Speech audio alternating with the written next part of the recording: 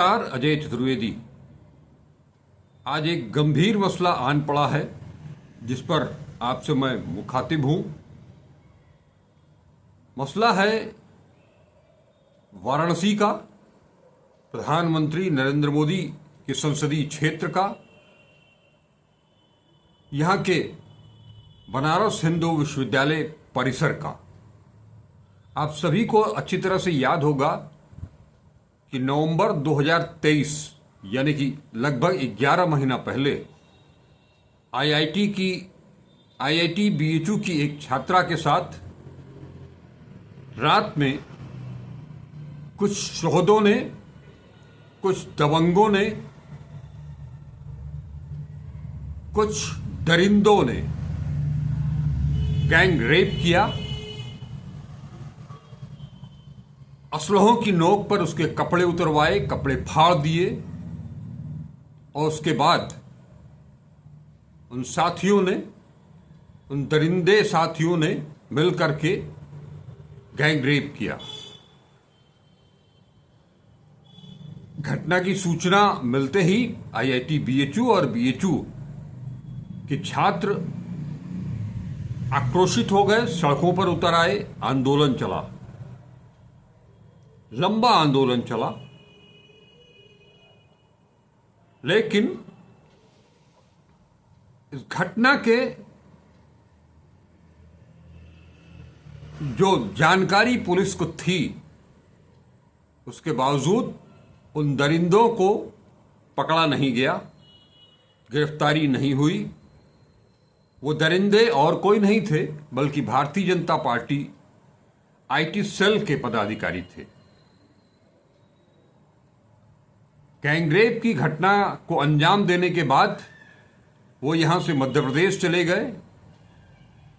उस समय मध्य प्रदेश में विधानसभा चुनाव चल रहा था। वो चुनाव प्रचार में भाग लिए। 1 महीने के बाद उनकी गिरफ्तारी हुई, लेकिन उनको संरक्षण देने वाले मुक्त रहे। अभी कुछ दिन पहले उन सबको हाईकोर्ट से जमानत मिल गई। जमानत मिलने के बाद जश्न मनाया गया।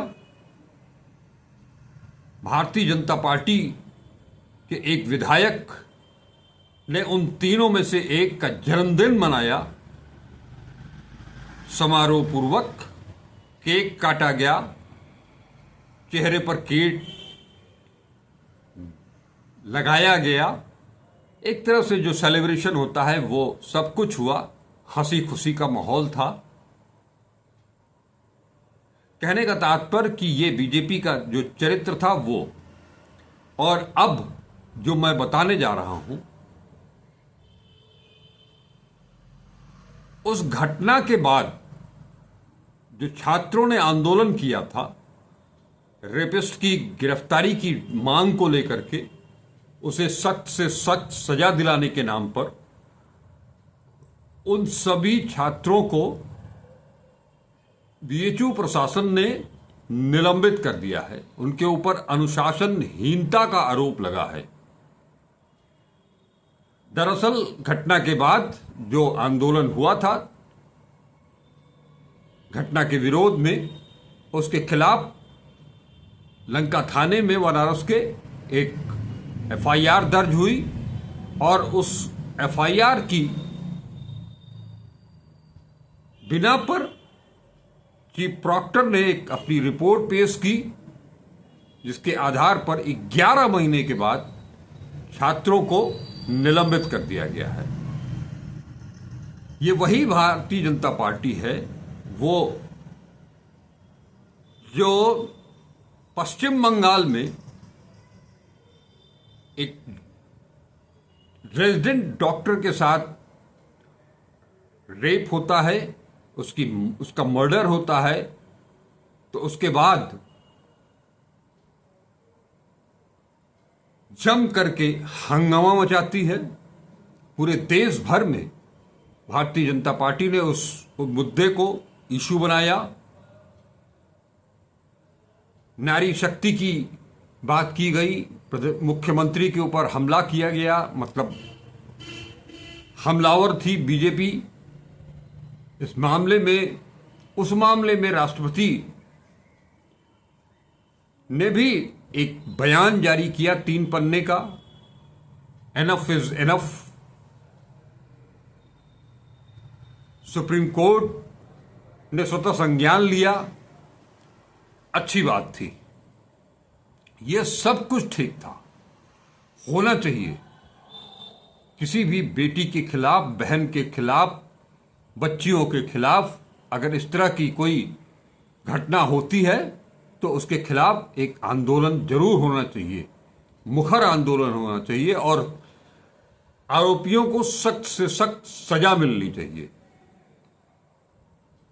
लेकिन बनारस हिंदू विश्वविद्यालय में जो कुछ भी हुआ, बनारस हिंदू विश्वविद्यालय परिसर में आईआईटी बीएचयू की छात्रा के साथ, उस पर 11 महीने हो गए,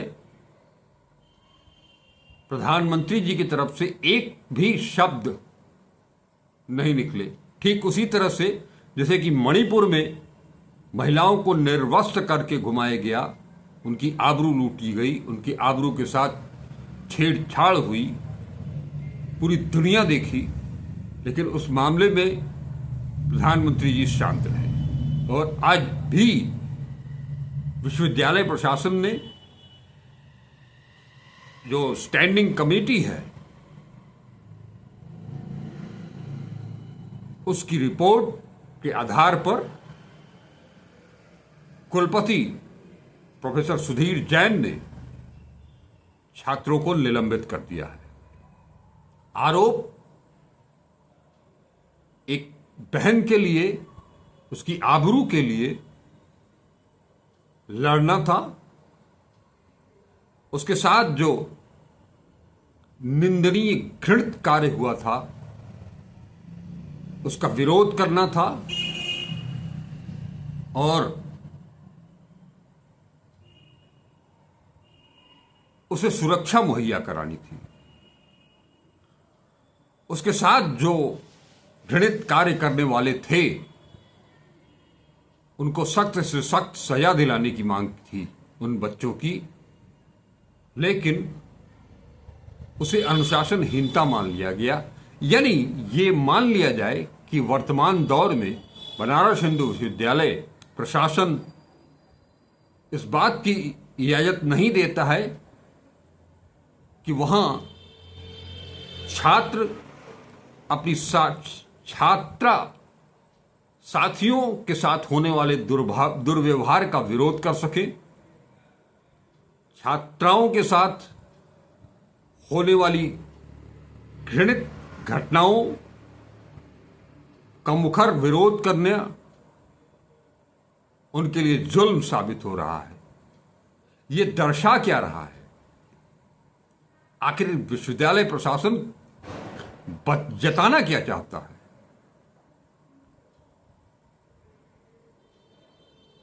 वो 2018 की घटना भी याद आती है, जब इसी विश्वविद्यालय में विश्वविद्यालय की छात्राओं के साथ छेड़खानी के मुद्दे पर जब छात्राओं ने आंदोलन किया तो उस समय जो कुलपति थे जीसी त्रिपाठी, उनका जो व्यवहार था और आज के जो कुलपति हैं उनका जो व्यवहार है लगभग समान है, बल्कि दोनों ही एक ही सिक्के के दो पहलू नजर आ रहे हैं। और इस पूरे मसले पर आज भी छात्र आंदोलित हैं, मगर उनकी आवाज को दबाया जा रहा है। ये कब तक चलता रहेगा? क्या इस पर कोई संज्ञान लेगा? वो चाहे राजनीतिक दल हो या राजनेता हो, विपक्ष के, विपक्ष ही क्यों, सत्ता पक्ष के लोगों को क्या इस तरह की घटनाओं पर चुप्पी साधने का अधिकार मिल गया है? आप जनप्रतिनिधि किस बात के हैं? ये एक बड़ा सवाल है, क्योंकि एक प्रधानमंत्री नरेंद्र मोदी के संसदीय क्षेत्र का सवाल है। क्या ये घटना भी ठीक उसी तरह से है, ये आरोपियों को भी उसी तरह से जमानत मिली है जैसे बिल्किस बानो के साथ जो कुछ भी हुआ था गुजरात में, उनके आरोपियों को जमानत दी गई थी। हालांकि उस घटना के विरोध के बाद वो जमानत समाप्त कर उन्हें वापस गिरफ्तार किया गया। इस तरह की तमाम घटनाएं, एक दो नहीं, तमाम घटनाएं हैं। आखिर कब तक ये सरकार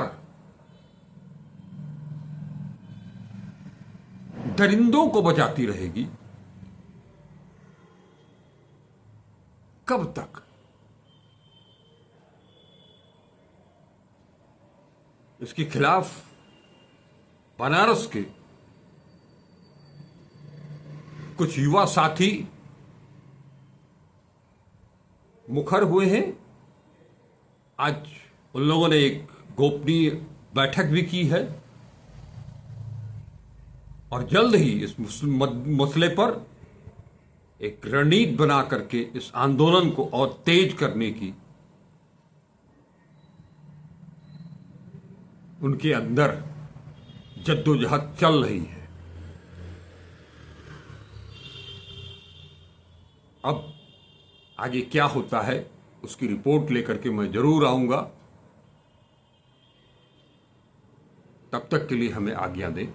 नमस्कार, अजय चतुर्वेदी।